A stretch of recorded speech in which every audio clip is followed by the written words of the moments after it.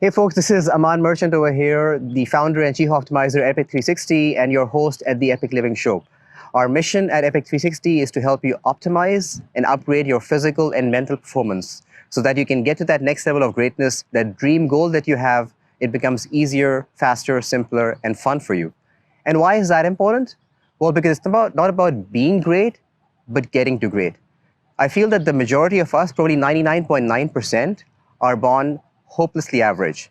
But we all have that extraordinary ability to get to great. But it requires us to make that investment, that struggle, in terms of developing ourselves and growing ourselves. The Epiq Living Show is about unpacking and decoding those quirks, those habits, those strategies, and those tools that have been used by the highest achievers in the Middle East, Africa, and South Asia region. And this show is the first of its type to bring you that insight, that under-the-hood experience, those stories that have helped these high achievers get primed for whatever has come their way.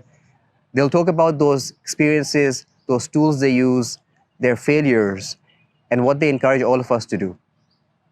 Now, if this was all just a motivational chat show, I would have failed, and the show would have failed miserably in achieving its objective. Our goal is not just to inspire you, but to guide you to take purposeful action on changing at least that one habit, that one degree of shift that's going to help you make that transformational shift to your personal journey of getting to greatness. So join us, make this epic shift, get to that epic journey of yours, and be epic. Back to another show of the Epiq Living sort of season. Glad to have our next guest, a good friend, a fellow entrepreneur, and I would say someone who's a different type of entrepreneur. Saahil Mehta. He's involved in a bunch of things. He's got a family business in diamonds. He's got a business around hospitality that he kind of helps people optimize their revenue and profits. He's got something around the retail side of things. And most interestingly, the one that I'd love to talk more about today, which is why we've had him on the show over here, is something about decluttering. So Saahil, welcome to the show. Pleasure to be here, Aman. So, with Epiq Living, we kind of talk about various things that allows us to go under the hood, so to say, of the highest performers, the sort of greatest entrepreneurs that we can get hold of in this region that are doing things that the rest of the world does not know about. So I'd like to begin by kind of reflecting on your epic journey and understand, what are those things that have left a mark in your life, and beginning probably from your childhood days, your university days, an experience that perhaps was the starting point of the shift that you've now come to kind of embrace with what you're doing. And we'll come to that later. But I'd love to kind of begin with that, an early story that was like, that's always a memorable moment for me. So it goes back to year 5. I wasn't as fit as I am today in terms of my daily activities. I used to be a kid who was chubby. I wasn't fat, I wasn't thin. I was kind of in that gray zone, right? So nor here nor there.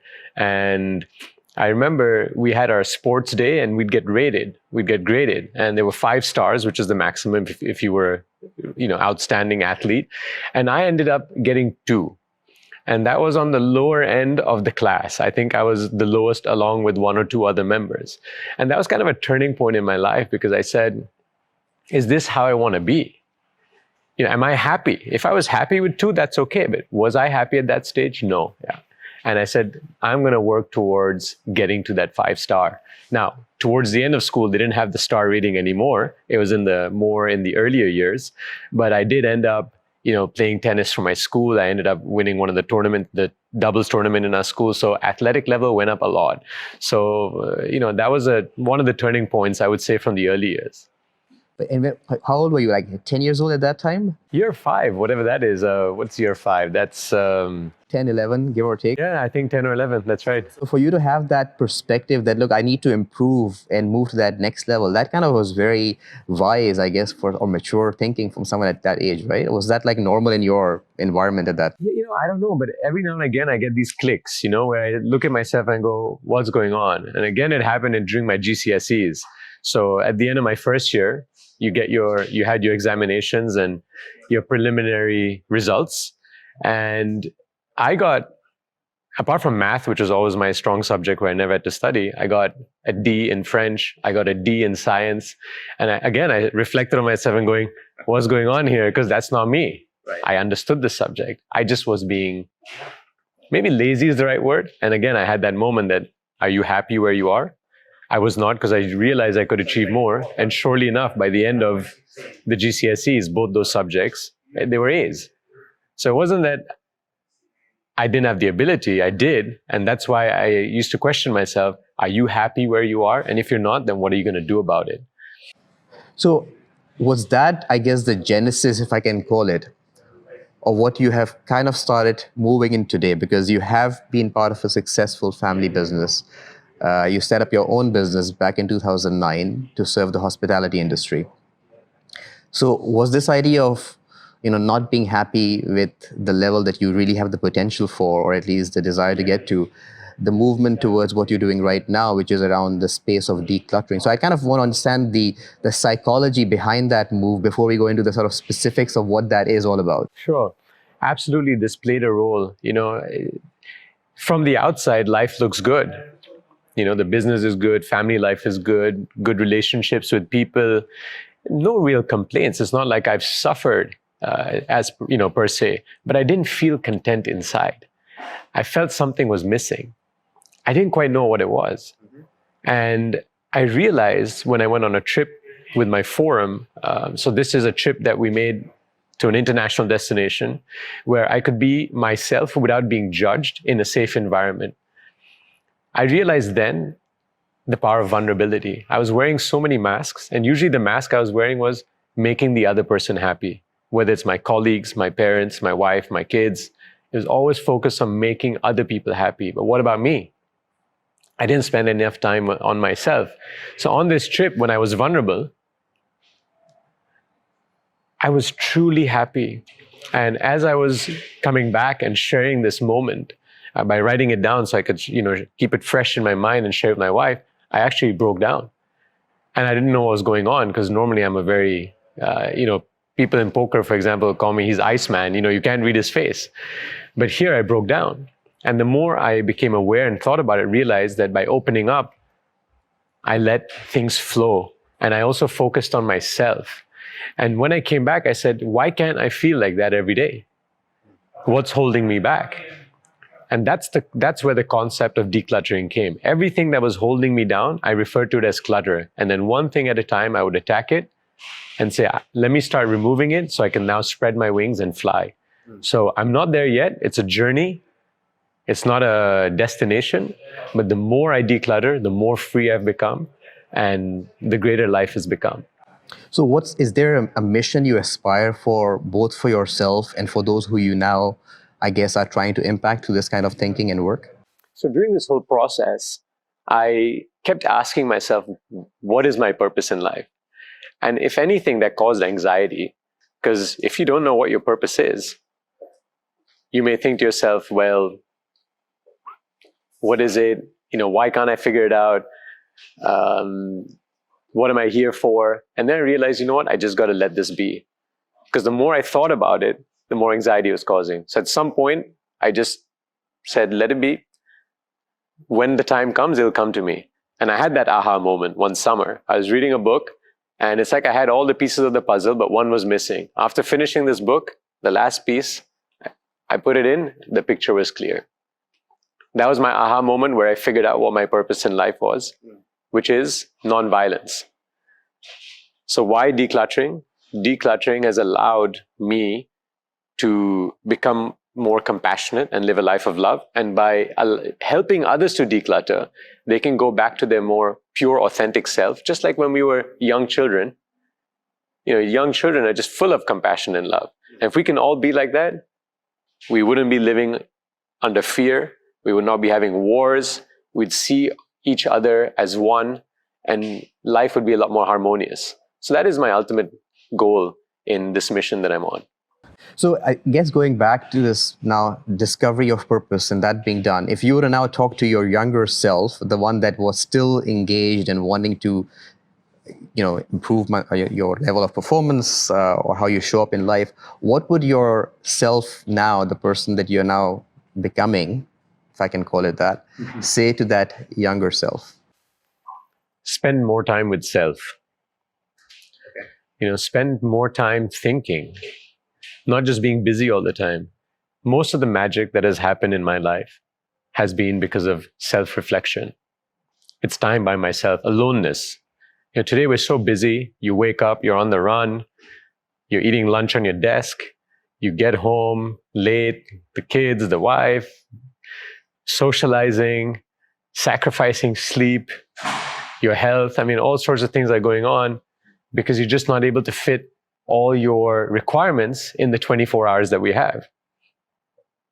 But by spending more alone time, I now actually have more free time, more results, greater relationships, better health, more focus. I mean, the advantages are infinite. And that's what I would tell myself. Spend more time with self. But I guess as you're, propagating this message of nonviolence and compassion, there must have been pushback from people who are, I would call them the alpha performers, who are saying, no, we cannot slow down. That would be seen as a sign of weakness, that, we can't respond to messages very quickly, or that we are not focused at work, or whatever that sort of reason is. I mean, what's the kind of experience you've had there in sharing your message, and how have you usually responded to someone who is coming at you with that perspective? Which I'm sure is probably a lot, because as an entrepreneur, I'm sure you had that for yourself too. Yeah. I would have probably reacted the same way back in the day. That if someone told me you can achieve more in less time, I'd be, are you crazy? I'm barely able to make ends meet right now. But what happened is focus. My focus was so laser sharp. Every morning I wake up, I know what I need to accomplish for that day, which is in line with what I need to accomplish in the week, which is in line with what I need to accomplish in the month, which is in line with what I need to accomplish for the year. So I'm moving in a direction that's extremely clear. Yes, you will have emergencies every now and again. Something happens, you need to take care of it, but that's not every day. And let me connect this with, I guess, another experience that we spoke of before we went live about, your climbing mountains. Yeah. You've done that now over 3 years. Yeah. You started with Kilimanjaro and then you progressed. What were you learning through those journeys? I mean, did that also play a role in this decluttering work and mindset that you've kind of gone in? Absolutely. So what happens when you're climbing the mountain is you're spending a lot of time with yourself. You might be with a group of people, but there's a lot of conversations with self. In addition to that, you're spending a lot of time in nature in its purest form. There are no luxuries. You're sleeping in tents, you're making your own food, you're limited on the number of clothes you have. You're probably not having a shower for many days. So you're really living a simple life. And when you live a simple life without all the distractions and you're connecting with Mother Nature, which is oh so powerful, you start reflecting. And it's amazing the stuff that comes out every time you climb a mountain. It's not about just the physical self and about reaching the summit and going, yay, I did it. It's what did you discover about yourself and the world around you during that journey? And each time I've gone out there and connected with nature, I come back and a better, improved version of myself. Is there a favorite moment or memory of yours from these 3 climbs that you had that perhaps still sticks out when you reflect on those journeys?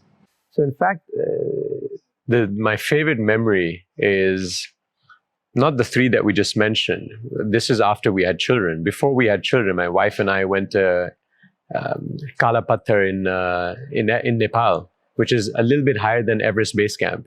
Okay.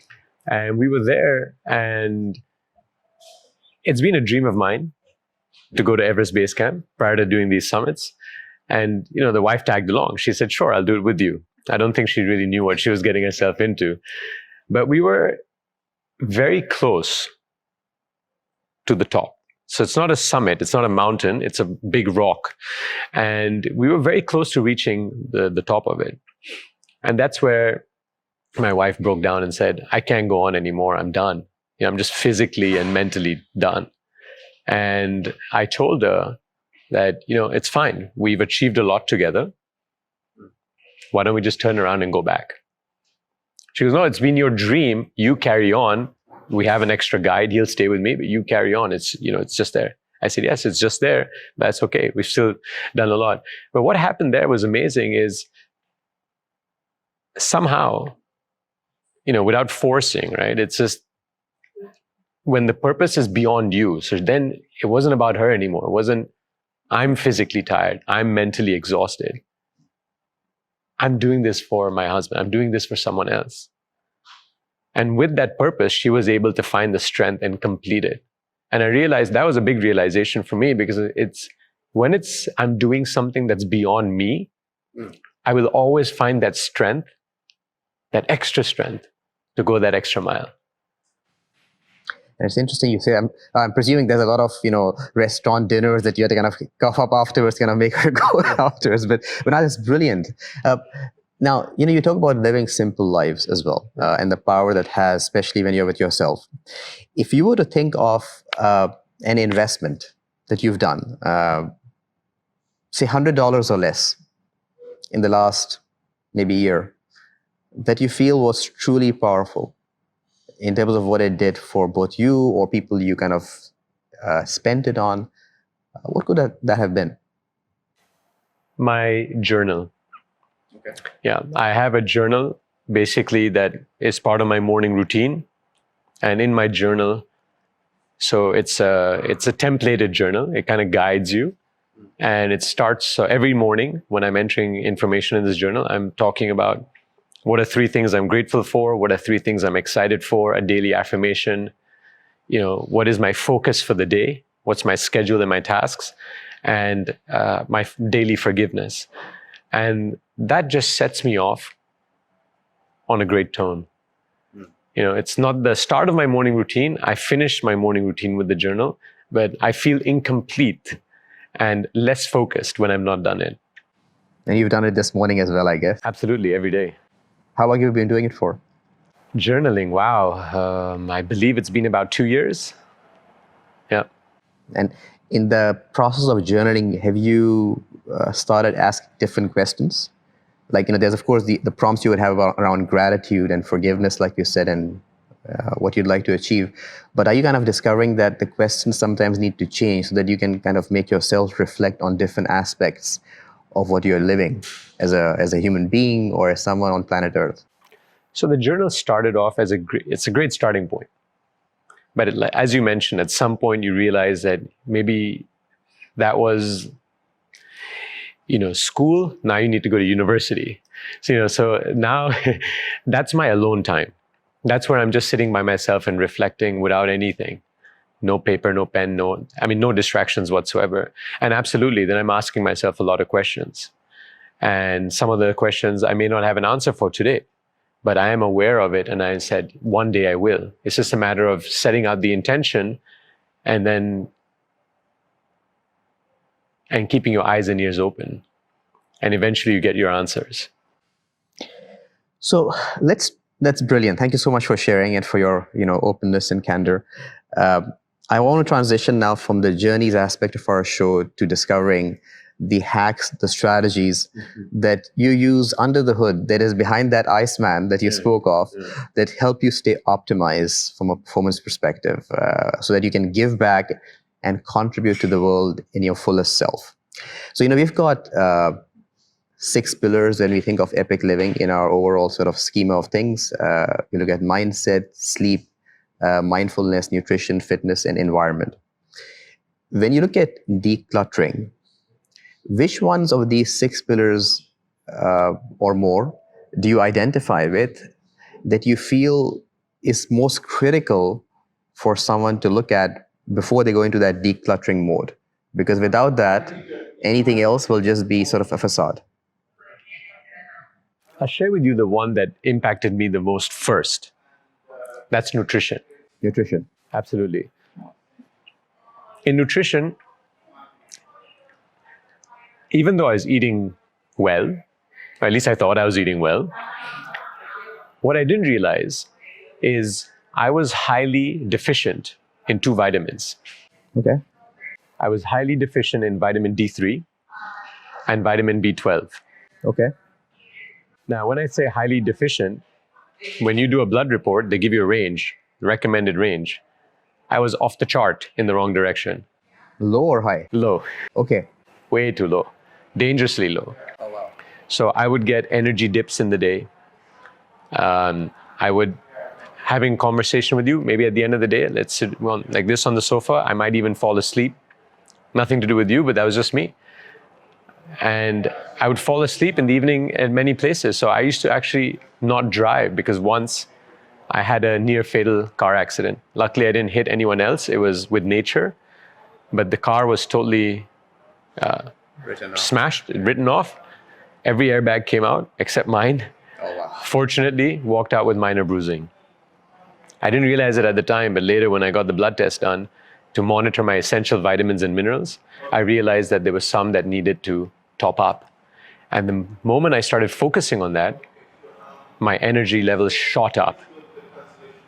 I'm on fire compared to before. Before, I thought it was just me. And I said, this is me. I have to accept who I am. But why? I didn't ask myself why. I'm on fire. I don't have problems driving at night or falling asleep while having conversation with people anymore. Sure. Yeah. And I'm able to get a lot more done in the same time period. So when you asked about how can you get more done, part of it is nutrition. Another part of nutrition was I was eating foods that were harming my body. How do I know? I got an intolerance test done based on a conversation with an integrative medicine specialist. So that's a doctor that doesn't look at patching up, but rather looking at the core of what the challenges may be. I found out I was highly intolerant to dairy and to eggs. The moment I stopped the two of those, bloating stopped, and I lost 10% of my body weight, and it was all fat. Wow. If I look at my body composition, which is what I was tracking before as well, my fat went from, I think, 24% down to 13. Oh, great. That's brilliant. Yeah. And that was just by leaving things that were harming me. And again, what happens when you're not harming your body's functioning better, because it's a machine, right? It's all our organs and the blood, everything's working in unison. And by removing what was harming it, it could function better. And all of a sudden, my body's functioning better. So again, I'm able to achieve more than I could before, whether it's in fitness, whether it's in the workplace, whether it's energy with my family and friends. Well, as you know, a large part of the gastrointestinal system, you've got like 100 trillion, the cells which are the microbiome linked, and that's where it connects with your immune system, your sense of performance, and everything else is. So if you are not able to deal with that as your essential self, then everything else gets impacted, whether it's focus or how you show up in the day, etc. So that's great to hear that. Now, you spoke earlier about you're writing the 3 things you're grateful for in the morning. Would you say that to be a very powerful strategy, tool, or tip that you utilize every day to ensure that you're in the right frame? Because obviously gratitude opens doors, right? Is the doorway, the pathway to abundance. So in that sense, would you say that to be a very critical piece of your armory in that sense? Absolutely. Sometimes we forget how fortunate we really are. I want to just take it back to a mountain story to give you an example. This was on Kilimanjaro. I was up there. It was myself and 5 women. We were on this climb. We're sitting in our dining tent. And I asked all of them, what do you miss the most? Except kids and family, right? Because otherwise that's the clear answer. Although it's funny because all of them mentioned kids and no one mentioned the husband. So yeah, the 3 common answers between the 6 of us was a warm room, a bed, running water. Such simple things that we take for granted because it's so normal in our lives. But when you don't have it, which is our situation on the mountain, we realize how amazing it is. So when we got back to a hotel at the end of the climb, that bed, I think it was the longest shower I've had in a long time, right? You just felt so grateful. And so by practicing the daily gratitude, it reminds me of all the things that we have in our daily life that have such a positive impact on us that we tend to forget. And I think that's really important for me and for everyone to take into account. I mean, it's interesting you talk about you're asking and then they're reflecting on this. And I'm just curious to understand the language that's used or that you use in particular, whether it's by way of affirmations or otherwise, that allow you to kind of get connected again. So you get distracted, and that happens, as you said. Sometimes someone throws a scud missile at you, perhaps, or something just happened, not provoked, but it came at you. What language do you find you need to shift into, or is your fallback language or words that allows you to get back on track or in flow? So rather than reacting, which is how I was before, I tend to go down the route of awareness. So rather than reacting, it's almost like you come out of your body, you're looking in and you go, what's really going on here? Maybe that scud missile, as you referred to, was just someone was having a bad day and they took it out on me. The intention wasn't there, but so rather than seeing what that individual said to me, I would, from the distance, say, maybe something's troubling this individual. Let me delve a little deeper. So it's going down the awareness route rather than the reactive route, which usually resulted in some sort of negative response, and then perhaps an argument, and then a not so pleasant experience, versus a more aware and compassion route, what's going on here? So that's the kind of practice that I have nowadays, is I just stop reacting. But do you find there's some, you said affirmations, for example, and to me, like, language is so important because it kind of dictates, it's the sort of window to our mind in a sense, right? Because no one else can open up our brains and see what's going on. So are there any words which are your fallback words, either said subconsciously or, subliminally perhaps, or ones that you kind of often find yourself saying to others because it kind of helps you calm down or get back, as you said, into that mode of awareness, or it helps deflate the situation as well? So the affirmation that's really powerful for me is I have the power to change my life for the better, to get it right and get the desired results. And that's really powerful because I realize that in any situation, I can impact by focusing on self. I have the power to do that. And when I share that with other people, they realize, or they reflect on it and believe that they have it too. Because what one person does or says is one end. How you react is separate. You can control your reaction. You can't control anything that anyone else does around you, but you can control self. And if you want to achieve greatness, how about you look within rather than looking at, outward? It reminds me of a saying that a coach of mine said a few years back. He said, you cannot stop a bird from landing on your head, but you can stop it from making a nest. Yes. Right. So in that sense, that you've got the power yourself on how you react or do things there. You talked about a morning routine. Like you came here this morning, you were focused, what you're going to get done for the day, how that aligns with the week. Yeah. What are things that Saahil does without doubt every morning? So when do you wake up? So I'm up at 4:45. Yeah, every day. Every day, except perhaps the weekends or holidays where it still will be early, but perhaps not that early. Okay. But otherwise, daily is 4:45. That allows me to freshen up and start around 5-ish, I start my morning routine because I need to get the kids up at 6. So 5 to 6 is me time. Mm-hmm. And this is very important. Otherwise, I would wake up with the kids, drop them to school, workout, office, lunch, work. I don't get any time with myself. So it was very important for me to get that alone time while everyone else is asleep. And I start my morning with sun salutation, which is yoga. And that's to open up the body, right? Just to get the blood flowing, because you've been resting for so many hours, get the blood flowing and stretch your body out. Once I've done that a few times, I then start reading. No phones, no newspapers, no magazines, nothing negative. It's a book that has been pre-selected that is enriching the mind. So I read that, a chapter or a section of the book. Then I get into my daily meditation practice. And that usually involves, it's a silence meditation, usually focusing on breath work, or sometimes there's some chanting as well. And after I've completed those, that's when I get into my journaling. So that takes about an hour, give or take. I'm not, before I used to be a little rigid, that this for 5 minutes or this for 10 minutes, this for 15. I'd even put a stopwatch on. But then over time, as you become more comfortable, you let it become more fluid. So there might be certain days where the meditation might last a lot longer, for example. Or there might be some days where the book I'm reading is very enriching. I'm like, I can't stop here. I got to keep going. So you have to remain a bit fluid. But in general, these are the areas that I cover every morning from 5 to 6.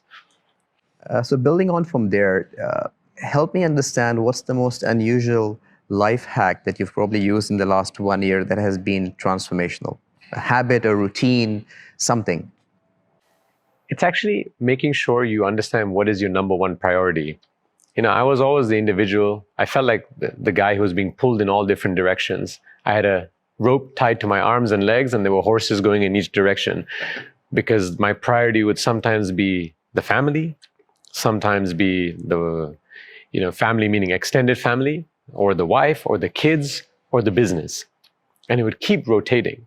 Now, priority number one is myself, but beyond that, I was always rotating between the others.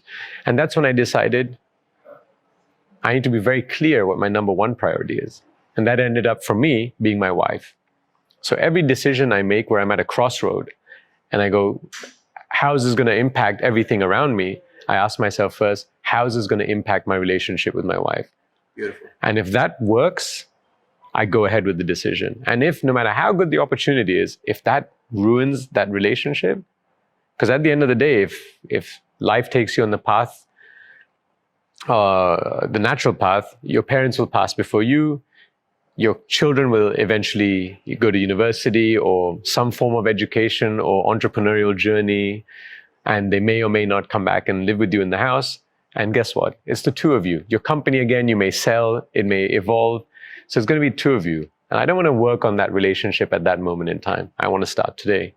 So that was It's very thoughtful, and I'm sure your wife loves you for that. Yeah, absolutely. All right.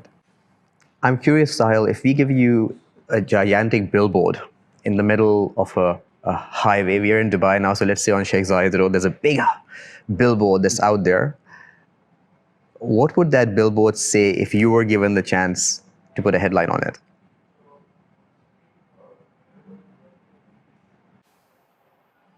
Non-violence.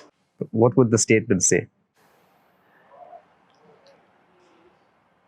The subtext, you mean? Well, I mean, as in if it's a call to action or it's a reminder or it's some sort of, I guess, belief, because I get the philosophy underlying non-violence, but that is like it's like a intriguing title of a book, but it's like, okay, what does that mean in the sense of? Right.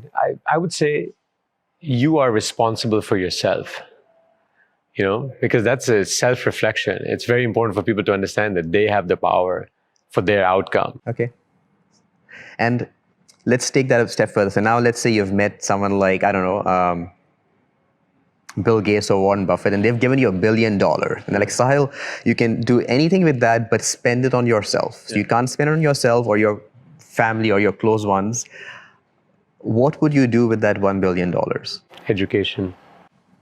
What would you do with education? There are a lot of children who are not able to get educated for various reasons. They might not be able to afford it. They're too far away from any school.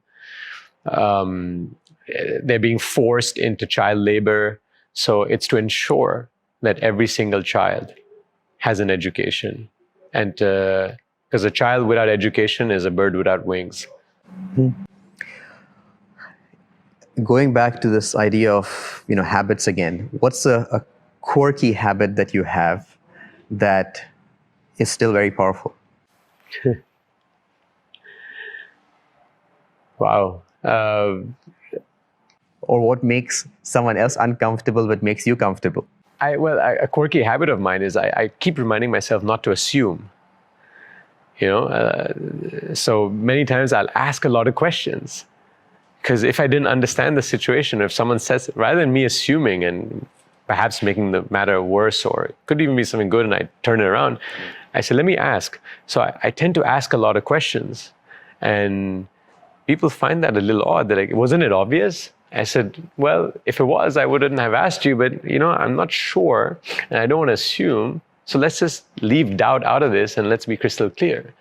So I ask a lot of questions.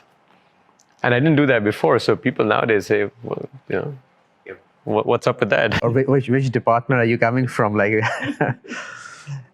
let's talk a bit about now what we call, I guess, epic learning, because we want to tap into your wisdom, your great experiences of what you've learned over the years.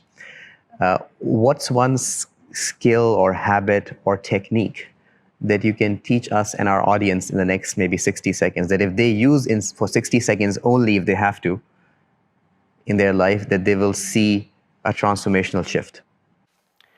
I would say start with a daily cleanse. A daily cleanse, which means before you go to bed, go through all the challenges you faced and go through a process of forgiveness. Could be someone cutting you off on the road, could be someone saying something that you didn't like, and just go through a daily forgiveness. Once you get good at that, you can even forgive at the moment of time when the actual incident occurred. So if someone cut you off, rather than having road rage, forgive immediately. You don't know what's going through their head. Maybe it's someone rushing to the hospital because their child is in dire straits. We have no idea what's going on, right?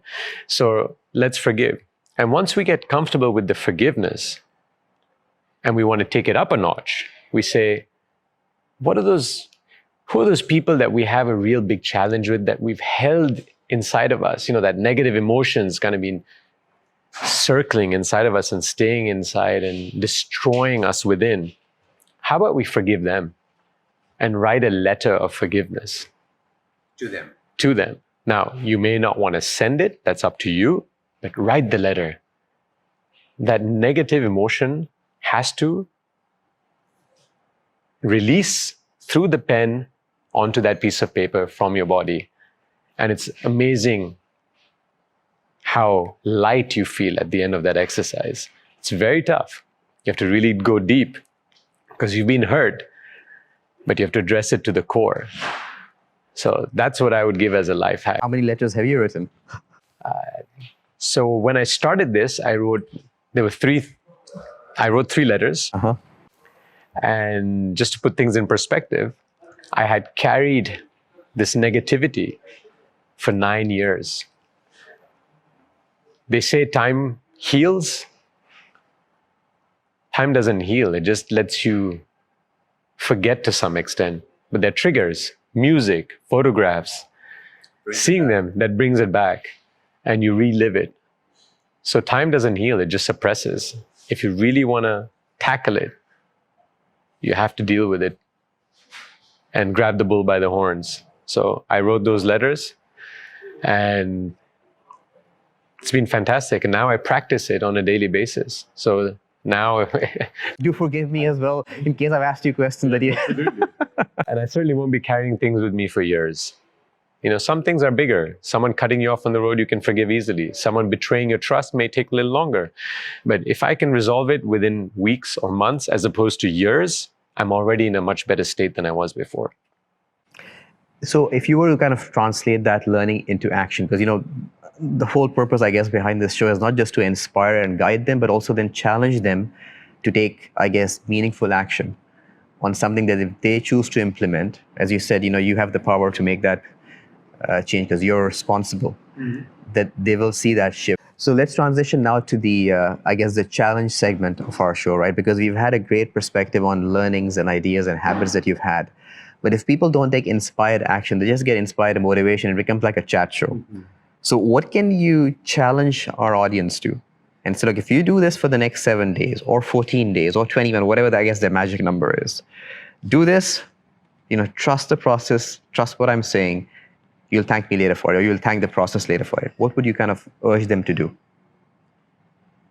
To begin with, I guess, on this journey of decluttering and, getting a better connection with their own selves. So I would tell the audience, Aman, that write your letters of forgiveness. Every day. Every day. There are a lot of people we need to forgive, some smaller, some larger, but write a letter every single day. And if you're really adventurous, I'm going to give one bonus one. We all have a I shouldn't say we all, several people in the world have an addiction to what we now call the smartphone. The first hour of the day and the last hour of the day, no touching. That's my bonus challenge, and see what magic happens there as well.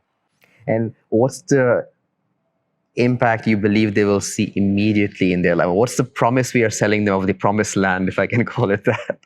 So let's break it up. The morning, how many times have you picked up a phone and you've read an email or a message that you didn't like? And then you're off. And you start here and then you're underground. How about starting your day, doing things that you enjoy, building yourself up so that you're in a much better state of mind? Now, when you pick up your phone an hour or more later and there's something there you don't like, you might sink a little bit, but you're not going underground as you were before. Because I don't know about other people, but if I read something really bad first thing in the morning, the chances were that entire day would be written off.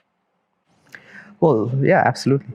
I mean, there's research that shows that, you may get distracted by that 1 second of a message, but it takes you off for at least 21 minutes minimum.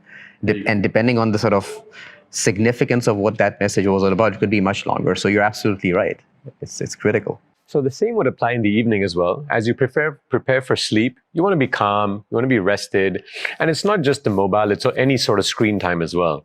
When you're in front of a screen, your brain, again, scientifically proven, your brain thinks it's still daylight and you're not producing enough melatonin, so that affects your sleep. You're not going to sleep as well. You wake up grumpy. It's a cycle. So by removing screen time in the evening and avoiding anything negative that you might read, you're going to be much better prepared for sleep. You'll sleep better. You start your day better. So that's my bonus challenge for. All right. Well, let's see who's up for that. So before we close off, I guess let me ask you, is there something that we should have asked you that we didn't ask you so far in this in Epiq Living today? I guess the question is, where can I begin? I've mentioned a lot of things already that are fairly challenging, but what I found on my journey of decluttering is actual decluttering of the material world was the easiest one to tackle. And it helped to build the momentum to do the harder things. So I would say, go through your room, go through your closet, find any number of items that you feel comfortable with. I'm sure you can find at least one that you can give away, that you are not using, that can benefit the life of someone else. And just see what happens. You feel lighter, you feel good, you suddenly have more space. And that momentum helps to tackle the more challenging decluttering items that we've spoken about, whether it's nutrition, the mind, people, etc. So, Saahil, if people want to get more of you, how can they get in touch with you? So they can either follow me on Instagram. My handle is decluttering.coach. They can go on my website, saahilmehta.com. I usually do some talks here in the UAE, and I post that up on my social media pages. So that's how they can definitely find a little more of me. And later on in 2020, can't say now, but some interesting things coming out that will give people more access. We look forward to having you back on the show and all those new things that have come into flow. But thank you so much for your time, Absolutely. Especially when you're decluttering and us kind of putting you in a sort of a position which is locking you down. So, great learning all these ideas. We're on a journey ourselves at Epiq 360 to help people in that elevated state of physical and mental performance. But talking to people like yourselves who are living it versus reading it in the books is so important, because then people can see that this can be done. It's practical. It's not just like in the books that people are glorifying and sort of bringing up, but it actually is reasonably possible. So appreciate that. We'll put all these details of your contact in our show notes. Thanks everyone for watching another episode. If you've liked the show, give us a thumbs up. Tell us who else you want on the show and what else you'd like us to improve. But Saahil, thank you very much. Appreciate it. Thanks so much. Absolute pleasure. Thank you. See you.